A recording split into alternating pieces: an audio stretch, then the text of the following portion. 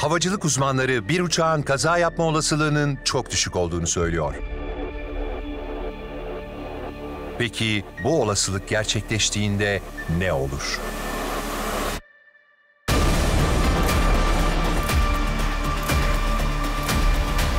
Fox Crime dizisi Departure'ın sunduğu uçak kazası raporu hafta içi her gün 18'de 2 bölüm ard arda National Geographic'te.